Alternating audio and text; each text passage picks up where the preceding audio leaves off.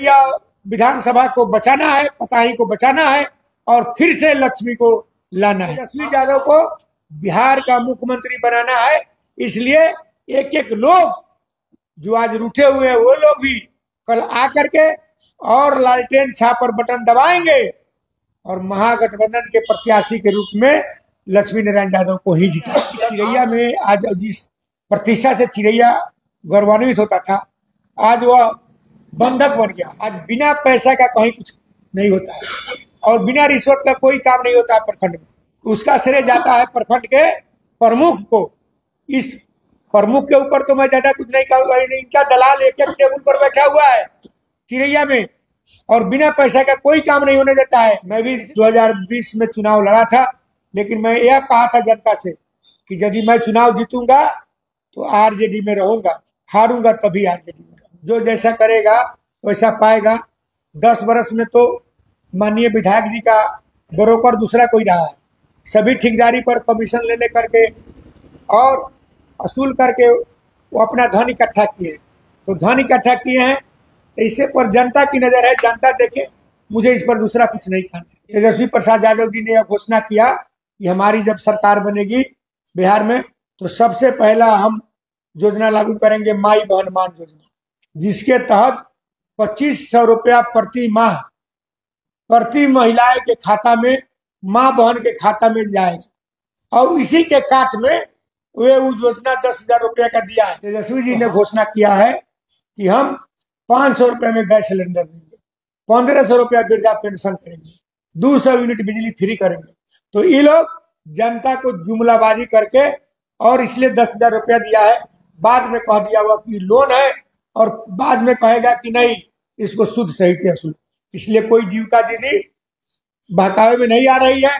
सभी जीविका दीदी सम्मान रूप से राष्ट्रीय जनता दल के साथ है और राष्ट्रीय जनता दल के हम नेता तेजस्वी यादव जी ने कहा है कि हमारी जब सरकार बनेगी तो हमारे जीविका दीदी को सरकारी नौकरी देंगे, सरकारीकरण करेंगे और उसके बाद जो तनख्वाह है वह भी बढ़ाने का काम करेंगे। तो बिहार के खजाने में इतना पैसा होगा?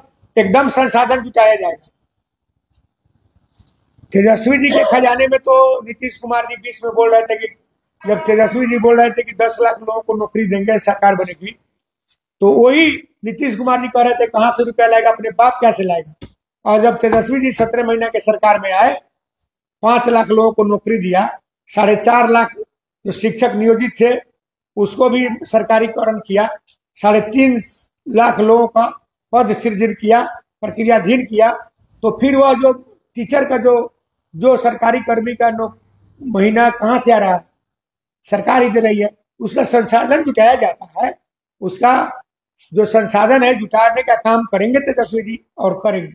कितने वोटों से जीतने की दावा है? 20,000 से ऊपर। लगता है ऐसे मुमकिन हो पाएगा? एकदम मुमकिन हो जाएगा। आरजेडी में एमवाई समीकरण चलता है, लेकिन एक निर्दलीय उम्मीदवार है और एक आला कमान से टिकट लेकर आए हुए उम्मीदवार है, दोनों को ही मैदान में उतर चुके हैं। कोई बात नहीं है, जो उम्मीदवार होता है उसके साथ पार्टी का वोट होता है। कोई मेरे पार्टी का केवल अभी एमवाई समीकरण नहीं है, मेरे पार्टी का घोषणा हो गया ए टू जेड का वोट मिलेगा राष्ट्रीय जनता दल को और ए टू जेड की पार्टी हमारी है। आप नजर उठा के जितने लोगों को टिकट मिला है देख लीजिएगा, सभी वर्गों को।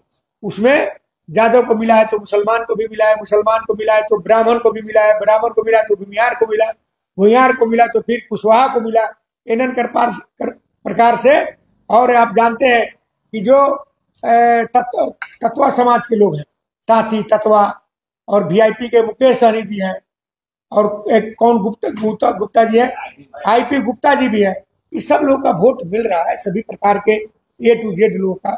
यह 3 दिन के बाद आस्था का महापर्व छठ पूजा है, उसको लेकर छठ जो पूजा जो करते हैं महिलाएं, उनको लेकर क्या संदेश देना चाहेंगे? यह संदेश देना चाहते हैं कि सभी महिलाओं को हम तो नमन करते हैं, छठी माता को प्रणाम करते हैं और सभी लोग यह जो पर्व है बहुत महान त्योहार है हम लोगों का, हिंदुओं का।